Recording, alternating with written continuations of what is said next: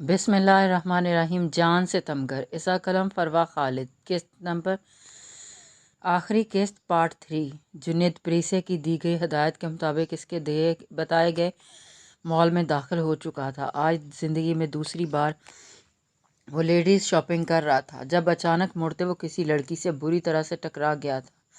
Ouch, अंधे हो गए हो क्या? दिखाई नहीं देता तुम्हें? सबा का बाजू बहुत ज़ोर से जुनेद के सीने से टकराया था। वो दर्द से बलबलाती सामने खड़े इस लंबे चौड़े शख्स को घूरने के लिए जैसे ही पलटी, सामने खड़े जुनेद को देख इसने अपनी बड़ी बड़ी आंखों को मज़ीद बड़ा करते इसे खा जाने वाली खूनखार निगाहों से देखा था। जुनेद इस वक्त स्याह सनग्लासेस और नकली मूछें लगाए इसी दिन वाले हुलिये में था जिसमें वो पहले भी एक बार इस सरफरी लड़की से टकरा चुका था।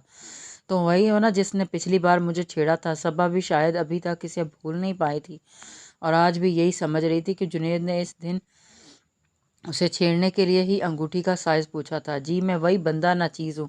कोई मसला है आपको? जुनेद इसको लड़ाका औरतों की तरह आंखें निकालते लड़ने को तैयार खड़ा देख अब की बार मैदान में आया था। ये छोटी सी लड़की उसे बहुत ही दिलचस्प लगी थी, जिसे शायद लड़ने का बहुत शौक था और वो तो वैसे ही लड़ाई में माहिर था, तो दोनों की अच्छी निभने वाली थी।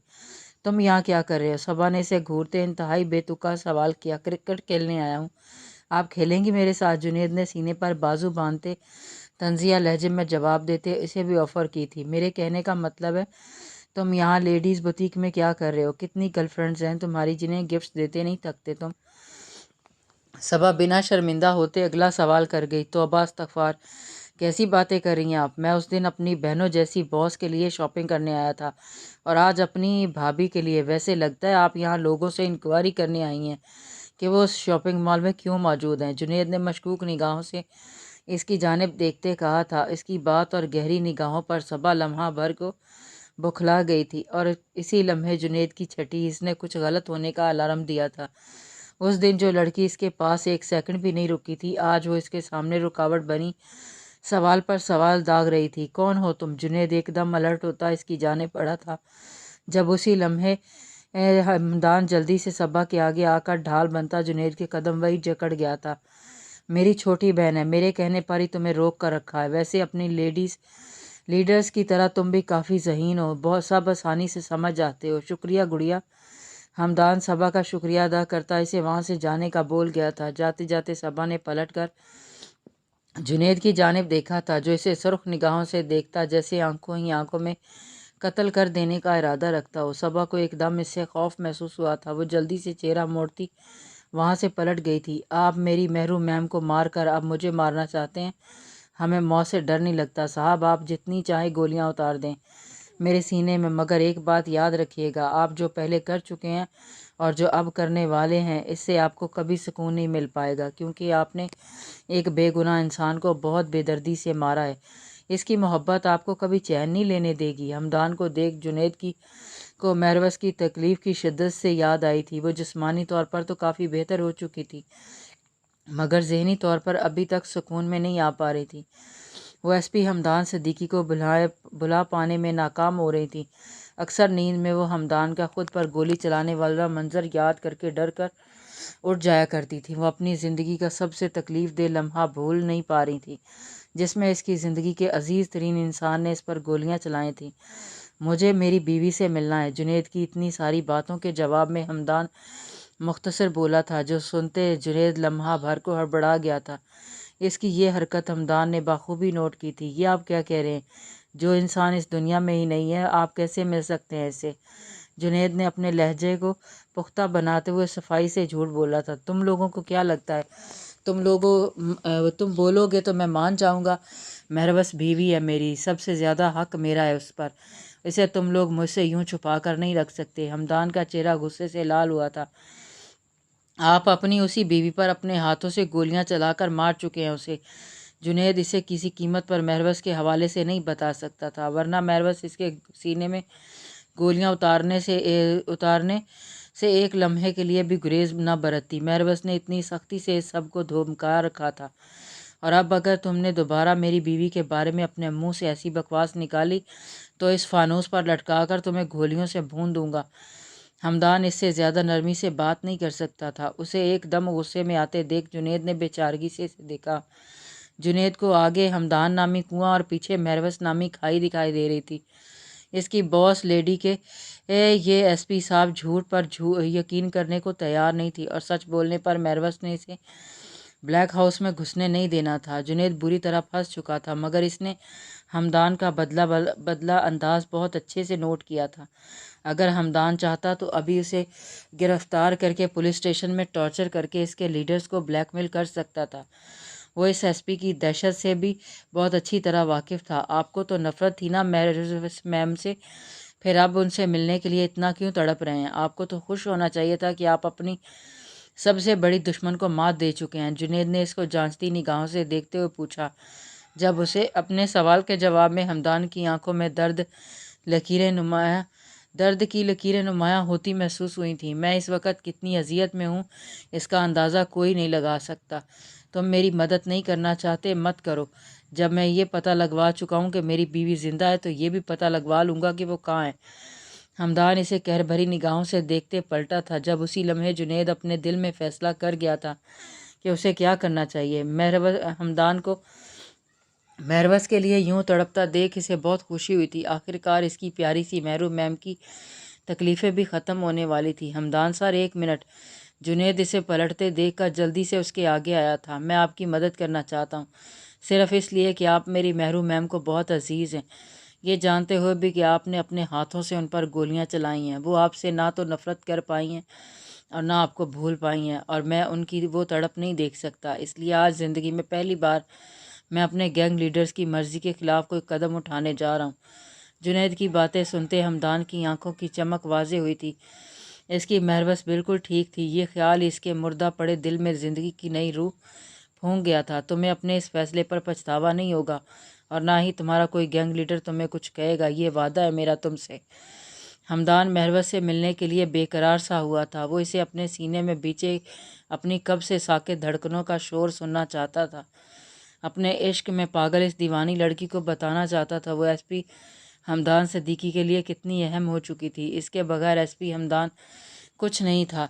اقبال کیانی کے فارم ہاؤس پر آج بہت اہم میٹنگ کا انعقاد کیا گیا تھا، جو بہت زیادہ حساس بھی تھی، جس میں ان کے دھندوں میں ملوث تمام اہم لوگ شامل تھے۔ کوئی نہیں جانتا تھا عوام کے سامنے سفید پوش پرہیزگار اور معزز بن کر آنے والے ان کے سیاسی لیڈرز کی اصل حقیقت کیا تھی۔ ملک کو لوٹ گھسوٹ کر آدھی سے زیادہ عوام کو غربت کی لکیر سے بھی نیچے لے گئے تھے، مگر ان کے جھوٹے وعدوں کے آگے عوام لٹ پٹ جانے کے بعد بھی آج بھی ان حرام خوروں سے کچھ اچھا ہو جانے کی امید لگائے بیٹھی تھی، کیونکہ ان کے سامنے ابھی تک ان لوگوں کے اصلی چہرے نہیں آ پائے تھے جو بہت جلد بلیک سٹارز لانے والے تھے، جس بات کا اندازہ ان سب کو پہلے سے ہو چکا تھا، اور تب سے وہ سب ہاتھ دھو کر بلیک سٹارز کے پیچھے پڑے ہوئے تھے۔ اقبال کیانی، دس از ناٹ فیئر۔ میرا انتظار کیے بغیر ہی میٹنگ کا آغاز کر دیا آپ نے۔ سب لوگ میٹنگز روم میں موجود تھے جب وہاں ایک نسوانی آواز گونجی۔ سب نے گردنیں موڑ کر دروازے میں کھڑی مریم کی جانب دیکھا۔ ارے آپ کو بھول کیسے سکتے ہیں، آپ تو ہماری پارٹی کی جان ہیں، ہم آپ کا ہی ویٹ کر رہے تھے، کیونکہ آج کی یہ میٹنگ آپ ہی کے لیے تو رکھی گئی ہے۔ جی تو دوستو، آج اس میٹنگ میں ہماری ساری بریفنگ اور آگے اختیار کیے جانے والے لاہے عمل کے بارے میں مریم ہی آگاہ کریں گی۔ یہ بلیک سٹارز کو بہت قریب سے جان چکی ہیں، اور ایک بلیک سٹار کا خاتمہ بھی انہیں نے کیا ہے، اور باقی دو تک بھی یہی ہمیں پہنچائیں گی۔ آج یہ انہیں کا ڈیٹا لے کر آئی ہیں۔ اقبال کیانی نے نہایت ہی فخریہ انداز میں مریم کا تعارف سب سے کروایا تھا۔ وہ سب جانتے تھے کہ اقبال کیانی اس عام سی لڑکی کی اتنی خوش آمد کس لیے کر رہا ہے۔ اس وقت اسے صرف اقتدار کی کرسی دکھائی دے رہی تھی، جسے پانے کے لیے وہ کسی کے بھی تلوے چاٹنے کو تیار تھا، مگر وہ یہ بھی جانتا تھا کہ اس کرسی تک پہنچنے سے پہلے اس کے سامنے بلیک سٹارز نامی تلوار لٹک رہی تھی، جسے ختم کرنے کے بعد وہ آگے بڑھ سکتا تھا۔ وہ ان تینوں کو ختم کرنا اتنا آسان نہیں تھا۔ مریم کا کارنامہ دیکھ وہ اسے اتنی اہمیت دے رہا تھا۔ میری ایک بات یاد رکھنا اقبال کیانی، تمہیں کرسی چاہیے اور مجھے پریسے افندی، اسی کی وجہ سے میں تمہارا ساتھ دے رہا ہوں۔ پریسے بلیک سٹارز کے پاس ہے، ان کے ختم ہوتے ہی پریسے کو بھی میرے حوالے کرنا ہوگا، تبھی تم کرسی تک پہنچ پاؤ گے۔ فیصل بخشی نے کئی بار کی گئی بات ایک بار پھر سے اقبال افندی کو یاد دلوائی تھی۔ فکر مت کرو، وہ لڑکی بہت جلد تمہارے قبضے میں ہوگی۔ اقبال کیانی کو پورا یقین تھا کہ اس کے مطابق وہ جو گیم کھیلنے والا تھا اس سے بلیک سٹارز کا بچ پانا ناممکن سی بات تھی۔ اسی بات پر اس کی پارٹی کا ہر لیڈر یقین کیے ہوئے تھا۔ وہ سب ایک ہی کماش کے تھے، ان کا مقصد صرف ملک کو لوٹ کر اپنی جیبیں بھرنا تھا۔ جس میں دوسرا کیا کر رہا تھا، کس برائی میں ملوث تھا، انہیں کوئی خبر نہیں تھی۔ مریم ان سب کے بیچ کرسی پر آن بیٹھی تھی۔ مہروز کو مارنے کے اعزاز میں اقبال کیانی نے اسے اپنی پارٹی کا ٹکٹ دینے کا وعدہ کیا تھا، جس بات پر وہ بے پناہ خوش تھی۔ اسے ابھی بھی کہیں نہ کہیں سے امید تھی کہ ہمدان صدیقی کو وہ اب بھی اپنی جانب مائل کر سکتی ہے۔ حازم پلیز، حازم کی گرم سانسیں اپنی گردن پر محسوس کرتے ہبا لرز اٹھی تھی۔ حازم نے ایک بات نوٹ کی تھی کہ اس نے ایسے اپنے ہاتھ آزاد کرنے کے سوائے اس کے لمس سے بچنے کے لیے کوئی مزاحمت نہیں کی تھی۔ تمہیں کیا لگتا ہے تمہاری نفرت کی وجہ سے میں تم سے دوری اختیار کر رکھی ہے؟ تو ایسی کسی غلط فہمی میں مت رہنا۔ تم حازم سالار کے لیے بہت امپورٹنٹ ہو۔ اب سے نہیں، اس وقت سے جب تمہیں اپنا ہوش تک نہیں تھا۔ تمہیں اس دن سے میں نے اپنی ملکیت مانا ہے، جس دن تم گلابی فراق میں دروازے کے ساتھ لگی تھی، نازک سی بابی کی طرح کھڑی مجھے روتے ہوئے دیکھ کر خود بھی رو رہی تھی۔ اور پھر معاشرے کے ظالم لوگوں کے جانے کے بعد جب میں اپنی بہنوں کی تکلیف میں اکیلا بیٹھا رو رہا تھا، تب بھی اپنے ننھے ننھے ہاتھوں سے میرے آنسو صاف کرتی۔ اصل حقیقت سے انجان تم میری بابی ڈال بن کر میرے غم میں شریک تھی۔ اس دن سے میں نے سوچ لیا تھا تم پر میرا حق ہوگا تو صرف میرے آنسو پہنچنے کا اختیار ہوگا تو صرف تمہارے پاس، میرا غم دور کرنے کی وجہ ہوگی تو صرف تمہاری دلکش معصومیت بھری مسکراہٹ، تمہارے دل و دماغ پر حکمرانی ہوگی تو صرف میرے دل کی ملکہ بننے کا حق ہوگا تو صرف تمہارے پاس۔ حازم آج پہلی بار پورے دل سے اپنی محبت کا اظہار کرتا ہیبا کی پیشانی پر اپنے لب رکھ گیا تھا۔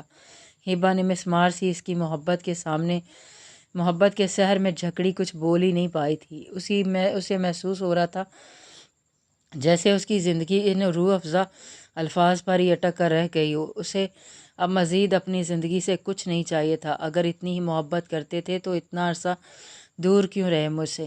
ہیبا کی آنکھوں سے آنسو پلکوں کی باڑ توڑ کر نیچے گر رہے تھے۔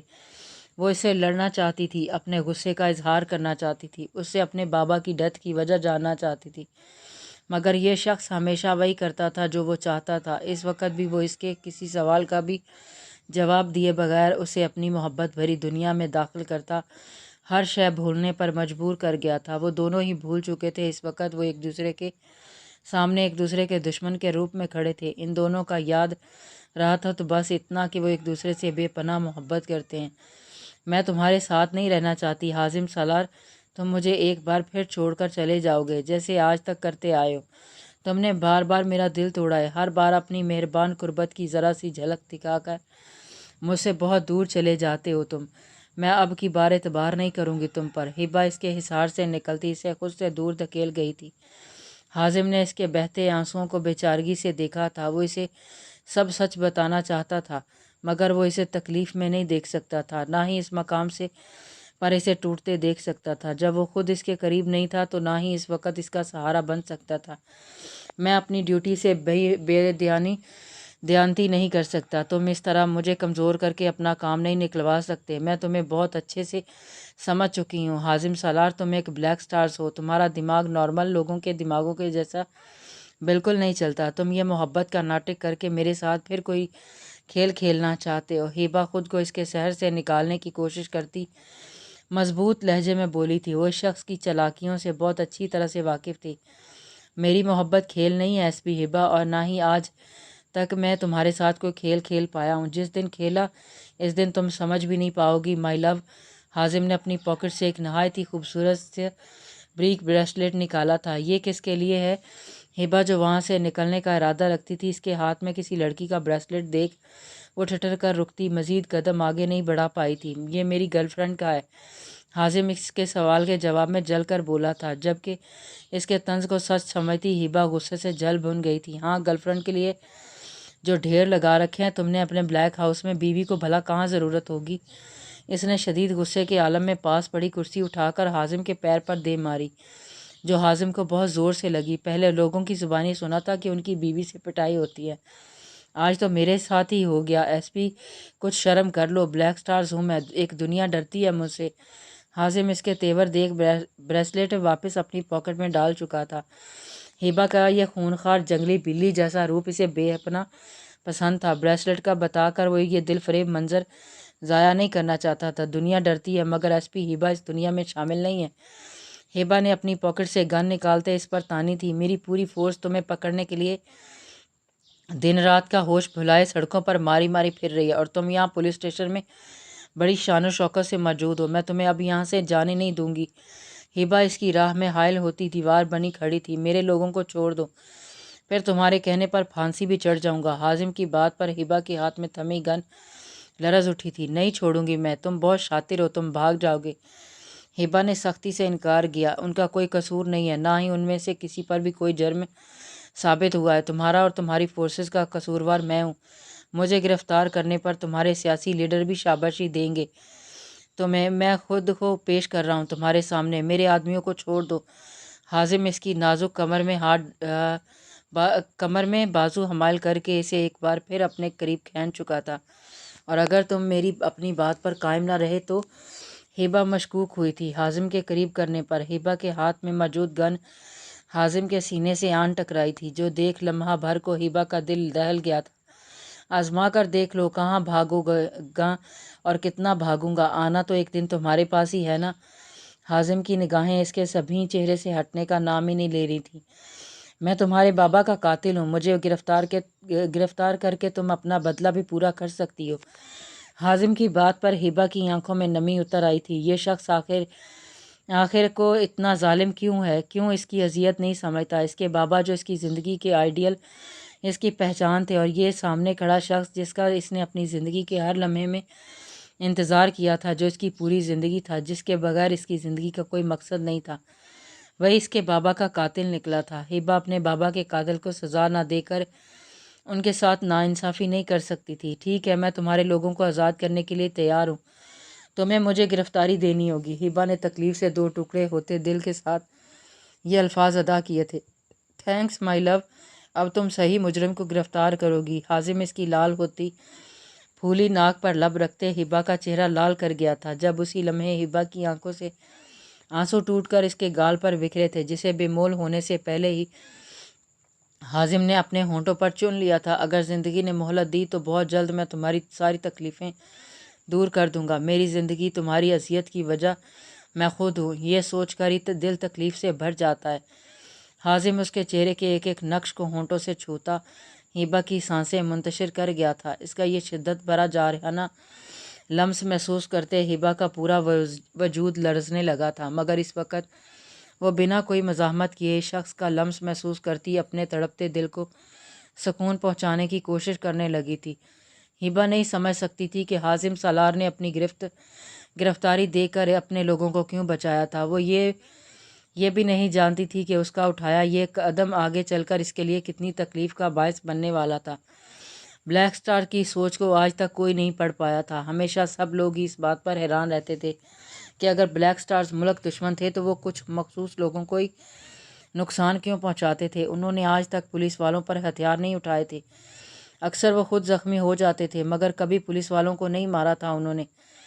उनके लिए अपने आदमियों की जान इतनी कीमती थी कि अपने लोगों पर आंच भी नहीं आने देते थे। कई बार हासिम, शावेज़ और मेरवस ने अपने लोगों को बचाते अपने वजूद पर गोलियां खाई थी। उनकी यही बात लोगों के दिलों में इनके लिए नरम गोशा पैदा कर चुकी थी, क्योंकि कई जगहों पर जहां पुलिस नहीं पहुंच पाती थी वहां ब्लैक स्टार्स पहुंचकर लोगों को जुल्म और सितम से बचाते थे। कई गरीब बेवा औरतों के घरों का राशन ब्लैक स्टार्स की जानिब से ही जाता था। उन्होंने खुद जिस अजियत में ज़िंदगी गुजारी थी वो नहीं चाहते थे बाकी लोग भी ऐसे ही रहें। यही वजह थी कि बहुत सारे पुलिस वाले भी अक्सर उनका साथ देते नज़र आते थे। ब्लैक स्टार्स ने बहुत सारे लोगों को अपना हमनवा बना रखा था। ब्लैक स्टार्स सिर्फ इन लोगों के दुश्मन थे जो उनके मुल्क की तबाही के दहाने की जानिब धकेलते उसे लूट कर खा रहे थे। बहुत जल्द वो अपना सबसे बड़ा मिशन मुकम्मल करते एक बहुत बड़ी सियासी जमात को बेनकाब करने वाले थे, जिनके खिलाफ इनके पास सारे सबूत मौजूद थे। इन लोगों को पहले से इस बारे में इल्म हो चुका था।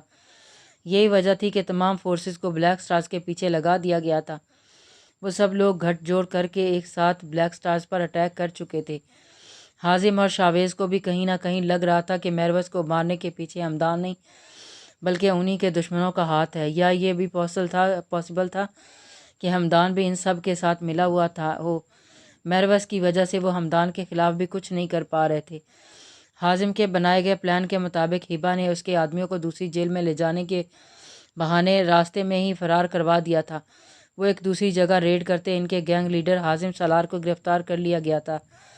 حازم کا اصلی چہرہ ابھی بھی سامنے نہیں آ سکا تھا۔ حازم نے داڑھی اور مونچھوں کی مدد سے اپنے چہرے کی اصل شناخت چھپا لی تھی، جس بات پر ہبا نے کوئی اعتراض نہیں کیا تھا۔ حازم کے ہاتھوں میں ہتھ کڑی لگاتے اس کا دل کسی انہونی کے خوف سے لرز اٹھا تھا۔ اسے لگ رہا تھا جیسے وہ کچھ بہت غلط کر رہی ہے۔ حازم نے اسے یہی شرط رکھی تھی کہ گرفتاری تب ہی دے گا جب ہبا اسے گرفتار کرنے خود آئے گی۔ حازم کو گرفتار کرتے ہبا کی آنکھوں میں آنسو بھر آئے تھے، جو نوٹ کرتے حازم نے اس کی جانب مسکرا کر دیکھتے آنکھ دبائی تھی۔ تمہارے شوہر کو نقصان پہنچانے والا کوئی مائی کا لال ابھی تک پیدا نہیں ہوا، اس لیے فکر کرنے کی ضرورت نہیں ہے، جلد ہی ملاقات ہوگی سویٹ ہارٹ۔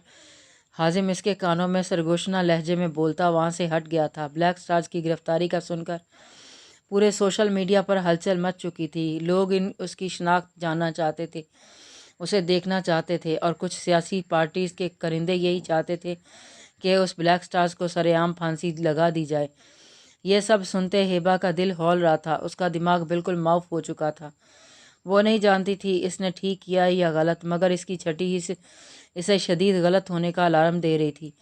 ہمدان سر، وہ سامنے کمرہ ہے مہرو میم کا، اب میری زندگی کی ڈور آپ کے ہاتھوں میں ہے۔ جنید ہمدان کو بلیک ہاؤس تک لے آیا تھا، اندر سے اس کا دل سوکھے پتے کی طرح کانپ رہا تھا۔ وہ نہیں جانتا تھا ہمدان کو یہاں لا کر اس نے ٹھیک کیا ہے یا نہیں، مگر اسے ہمدان کی آنکھوں میں آج سچائی نظر آئی تھی۔ وہ مہروز کے لیے محبت بھی دکھی تھی، اس لیے آج پہلی بار اس نے اتنا بڑا رسک لیا تھا۔ ہمدان خود کو اس وقت دنیا کا سب سے خوش قسمت ترین انسان تصور کر رہا تھا، جس کو اتنی بڑی غلطی کرنے کے بعد بھی ازالہ کرنے کے لیے دوسرا موقع دے دیا گیا تھا۔ مہروز کے پاس شاویز اور حازم نے فل ٹائم کے لیے نرسز کا انتظام کر رکھا تھا، جبکہ اسے کسی قسم کی تکلیف کا سامنا نہ کر سکے۔ مہروز کی ول پاور کافی سٹرونگ تھی، وہ جلدی ریکور کر رہی تھی اپنے زخموں کو، لیکن اس کے دل و دماغ پر چھائی سمردگی ہر گزرتے دن کے ساتھ اس کی تکلیف میں اضافہ کر رہی تھی۔ وہ جب بھی آنکھیں بند کرتی، اسے سنگ دل ایس پی کا تصور اس کے دل و دماغ پر چھا جاتا تھا۔ وہ اپنے اسے جان ستمگر کو بھول جانا چاہتی تھی، مگر اس معاملے میں بالکل بے بس ہو چکی تھی۔ اس وقت بھی اپنے دماغ کو تھوڑا سا ریلیکس کرنے کے لیے اس نے بک پڑھنے کا ارادہ کیا تھا، لیکن اس شے میں بھی وہ پوری طرح سے ناکام ہو چکی تھی۔ اس کے بعد خود سے ہی زچ ہوتی وہ بک اپنے چہرے پر رکھتی، پھوٹ پھوٹ کر رو دی تھی۔ I hate you S P Hamdan Siddiqui, I really hate you, کبھی معاف نہیں کروں گی آپ کو۔ مہروز روتے ہوئے بلند آواز میں باواضح بلند شکوہ کناں لہجے میں بولی تھی، اس بات سے انجان کہ جس سے وہ مخاطب تھی اس تک یہ الفاظ بآسانی پہنچ چکے تھے۔ But I love you my beautiful gangster. Hamdan کا بھاری لہجہ روم کی خاموش فضا میں گونجتا مہروز کے کانوں سے جا ٹکرایا تھا۔ اس نے اپنے چہرے سے بک ہٹاتے جھٹکے سے آواز کی سمت دیکھا۔ اپنی شاندار پرسنالٹی کے ساتھ سامنے کھڑے ایس پی ہمدان کو دیکھ مہروز کو روم کی ہر شے اپنی نگاہوں کے سامنے گھومتی ہوئی محسوس ہوئی۔ مہروز نے یکدم اپنی جگہ سے اٹھنا چاہا تھا جب درد کے مارے اس کے ہونٹوں سے کراہ نکلی تھی اور وہ واپس تکیے پر جا گری تھی۔ تکلیف کے ساتھ ساتھ سامنے کھڑے دشمن جاں کو دیکھ کر اس کے آنکھوں سے آنسو بہہ نکلے تھے۔ ہمدان تیزی سے اس کی جانب بڑھا تھا۔ وہیں رک جائیں ایس پی صاحب، میرے قریب آنے کی کوشش مت کیجیے گا ورنہ خود کو یہ مار کر اپنی جان لے لوں گی۔ ہمدان کو سامنے دیکھ مہروز کو اپنی ایک اذیت یاد آ گئی تھی۔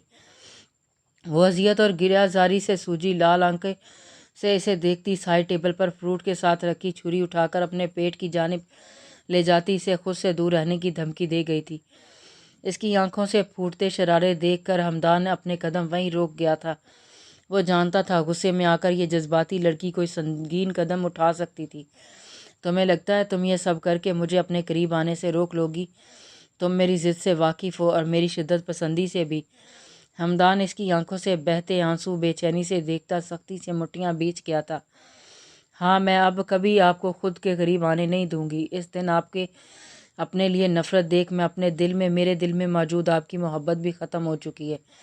اب میں آپ سے کوئی رشتہ نہیں رکھنا چاہتی ہوں، ٹھیک ہوتے ہی سب سے پہلا کام آپ سے طلاق لینے والا ہی کروں گی۔ مہروش آج پہلی بار ہمدان کے سامنے یوں بول رہی تھی، جو دیکھ ہمدان اندازہ لگا پا رہا تھا کہ یہ پیاری سی لڑکی کتنی اذیت میں تھی۔ ہمدان اس وقت اسے اپنے سامنے دیکھ اتنا خوش تھا کہ کچھ لمحوں کے لیے یہ فراموش کر گیا تھا کہ اس لڑکی کو اس نے آج تک کتنی اذیت دی تھی، لیکن مہروش کی آنکھوں سے قطار در قطار بہتے آنسو دیکھ اسے اپنا ہر ستم یاد آنے لگا تھا۔ پلاننگ بہت اچھی کی تھی تم نے، مگر افسوس کہ یہ پایا تکمیل تک نہیں پہنچ پائے گی۔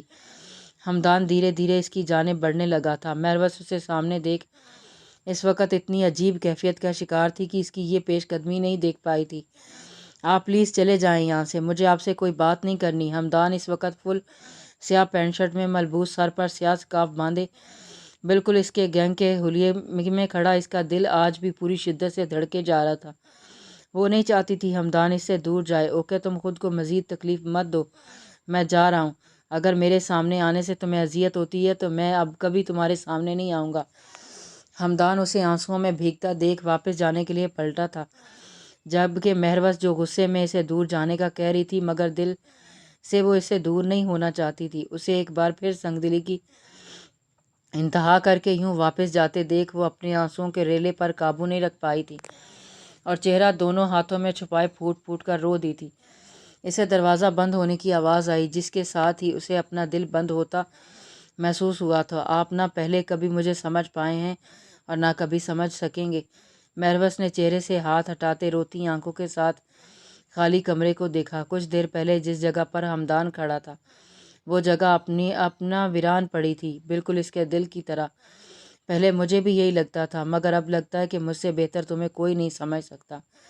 اپنے کان کے قریب سے سنائی دیتی سرگوشی اور گرم سانسوں کے لمس پر مہروش نے فوراً سے گردن موڑ کر اس کی جانب دیکھا تھا۔ ہمدان کہیں نہیں گیا تھا، وہ بیڈ پر اس کے انتہائی قریب بیٹھا تھا، اس کی جھیل سی سیاہ آنکھوں سے گرتے آنسوؤں کو تکے گیا تھا۔ آپ مہروش نے اسے اپنے اتنے قریب بیٹھے دیکھ کر دور کھسکنا چاہا تھا، جب ہمدان اس کا ہاتھ اپنی گرفت میں لیتا اسے ایسا کرنے سے روک گیا تھا۔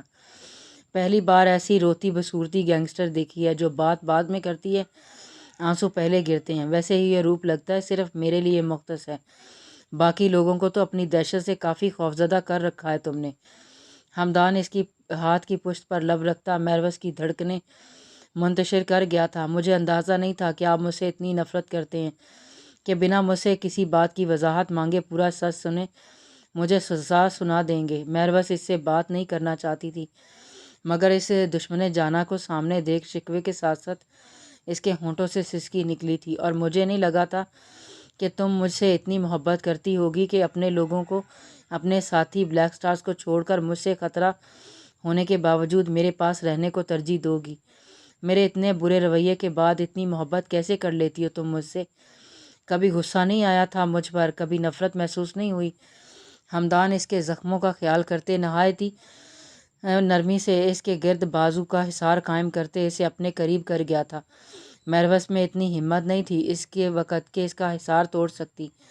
اب نہیں کرتی آپ سے محبت، میرے دشمنوں سے زیادہ کچھ نہیں ہیں آپ میرے، پلیز دور رہیں مجھ سے، آپ میری بے بسی کا فائدہ نہیں اٹھا سکتے۔ مہروش اس کی جانب دیکھنے سے گریزاں تھی، جیسے اس ستمگر کی جانب دیکھ کر اپنے کمزور پڑ جانے کا خوف ہو۔ اچھا، تمہاری یہ دھڑکنیں تو کچھ اور ہی کہہ رہی ہیں۔ ہمدان اس کا چہرہ اپنی جانب موڑتے دل فریب لہجے میں بولا تھا۔ تم مجھ سے محبت کے دعوے دار تو ہو، مگر مجھے سمجھ نہیں پائی کہ میں کیسا انسان ہوں۔ مجھے حیرت ہو رہی ہے کہ تم نے سوچ بھی کیسے لیا میں تمہیں مارنے کا پلان بنا سکتا ہوں۔ کیا ذرا سا یقین بھی نہیں کر پائی تم مجھ پر؟ ہمدان کی بات پر مہروش نے کرنٹ کھاتے اس کی جانب دیکھا تھا کہ کیا مطلب؟ مہروش کو اپنی سماعتوں پر یقین نہیں رہا تھا۔ جب سے ہوش میں آئی تھی اس نے اپنے رب سے صرف ایک ہی دعا مانگی تھی، مگر اسے بالکل بھی اندازہ نہیں تھا کہ اس کا پروردگار اس کی دعاؤں کو پوری یوں قبولیت بخش دے گا۔ اس کا مطلب اس کا دل اس شخص کے حق میں ٹھیک گواہی دے رہا تھا۔ ہمدان نے اسے ایسے ہی ساتھ لگائے اس دن کا سارا احوال کہہ سنایا تھا کہ اس پر گولیاں چلانے والا وہ نہیں مریم تھی۔ آپ سچ کہہ رہے ہیں؟ مہروش کو لگا تھا اس کے دل سے انجانے کتنا بڑا بوجھ ہٹ گیا ہو۔ اسے ہمدان کے منہ سے نکلی ہر بات پر پورا یقین تھا۔ وہ اس کے کہے الفاظوں پر فوراً ایمان لے آئی تھی، جبکہ اس کی اتنی بے لوث محبت دیکھ ہمدان کا دل شرمندگی کی مزید اتھاہ گہرائیوں میں پہنچ چکا تھا۔ تم میری زندگی کی ہر حقیقت سے واقف ہو۔ میں نے اپنے سگے بھائی سے دھوکہ کھایا تھا، جس کے بعد لوگوں پر اعتبار کرنا میرے لیے ہمیشہ سے بہت مشکل رہا تھا، اور جس طرح تم جھوٹ کی بنا پر میری زندگی میں شامل ہوئیں، اس بات نے میرا رہا سا یقین بھی ختم کر دیا تھا۔ میں جانتا ہوں میرا رویہ ہمیشہ سے تمہارے لیے بہت حد تک امیز رہا، جس کے لیے میں خود کو کبھی معاف نہیں کر پاؤں گا۔ آج تک زندگی کے کسی موڑ پر نہ میں کبھی ہارا تھا، نہ مجھے ہرانے والا کوئی ملا، مگر تم نے پہلی ہی ملاقات میں اپنی ذہانت کا استعمال کرتے مجھے بہت بری طرح شکست دی تھی، جسے میں برداشت نہیں کر پایا۔ میں تم سے بدلہ لینا چاہتا تھا، تمہیں اور تمہارے گینگ کو ختم کر دینا چاہتا تھا، جو کام آسان نہیں تھا، لیکن تم جس طرح اچانک میرے گھر میں داخل ہوئی اور آہستہ آہستہ میرے گھر کے ساتھ ساتھ میرے دل پر بھی قابض ہونے لگی۔ میرے پاس کئی مواقع آئے جس میں تمہیں آرام سے ختم کر سکتا تھا، مگر انجانے ہر بار میرا دل بیچ میں آ کر مجھے ایسا کرنے سے کیوں روک دیتا تھا۔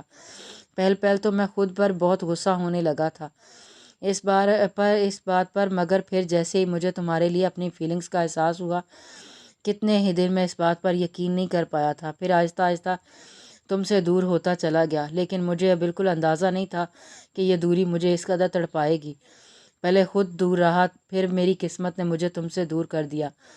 تمہاری اپنے لیے دیوانگی دیکھ میں خود کو تم سے محبت کرنے سے روک نہیں پایا، اور اب میری دیوانگی تم برداشت نہیں کر پاؤ گی۔ میں ان گزرے دنوں میں تمہارے لیے کتنا تڑپا ہوں میں بتا نہیں سکتا۔ یہ خیال ہی میری سانسیں چھین لیتا تھا کہ تم اب میری زندگی میں نہیں رہی، لیکن میرا دل اس بات پر یقین نہیں کر پایا، اور آج تمہیں اپنے سامنے دیکھ مجھے اپنے یقین کی جیت ہوتی محسوس ہو رہی ہے۔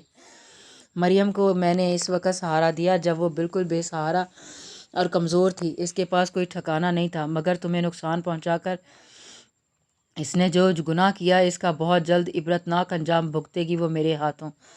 ہمدان اپنی بات مکمل کرتا اس کی جانب جھکتا، اس کی پیشانی پر عقیدت بھرے انداز میں اپنے لب رکھ گیا تھا۔ مہروز کی آنکھوں سے ایک بار پھر آنسو بہہ نکلے تھے، مگر یہ آنسو تکلیف کے نہیں تشکر کے تھے۔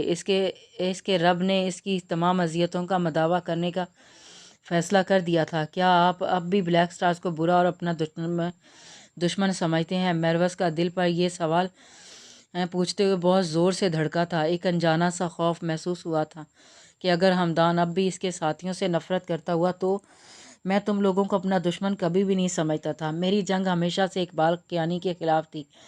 مجھے یہی لگتا رہا کہ تم میرے قریب صرف اس لیے آ رہی ہو کیونکہ تم میرے پاس موجود اقبال کیانی کے خلاف ثبوتوں کو ختم کر کے اسے بچانا چاہتی ہو۔ اگر ایسا ہوتا تو میں تمہیں کبھی ان ثبوتوں تک رسائی حاصل نہ ہونے دیتا۔ اب ہمارا دشمن ایک ہے تو ہم بھی ایک ہو کر کام کر سکتے ہیں۔ ہمدان اس کی خوشی سے کھلتے چہرے کو دیکھ مسکرا دیا تھا۔ اس کے لیے اب اس پیاری سی لڑکی کی خوشی سے بڑھ کر کچھ نہیں تھا۔ وہ آہستہ آہستہ اپنے دیے ہر درد کا مداوع کرنے کا عزم رکھتا تھا۔ ہمدان مہروز کے دلکش مسکراہٹ دیکھ اس کی جانب جھکا تھا اور اس کی مسکراہٹ کو اپنے ہونٹوں سے چن گیا تھا۔ میری طبیعت ٹھیک نہیں ہے، مہروز نے اس کے سینے پر دباؤ ڈالتے گھبرائی سی آواز میں کہا تھا، کیونکہ ہمدان کی بولتی جان لیوا قربت پر مہروز کو اپنی جان نکلتی محسوس ہوئی تھی۔ اسی کا ہی تو خیال کیا ہوا ہے ابھی تک۔ ہمدان کی بے چارگی دیکھ مہروز اپنی بے ساختہ امڑ آنے والی کھلکھلاہٹ نہیں روک پائی تھی، مگر ہمدان کے والہانہ محبت بھرے خطرناک تیور دیکھ وہ فوراً اپنے ہونٹ دانتوں تلے دبا گئی تھی، جبکہ اس کی یہ معصوم حرکت دیکھ ہمدان اپنا قہقہ نہیں روک پایا تھا۔ جاری ہے۔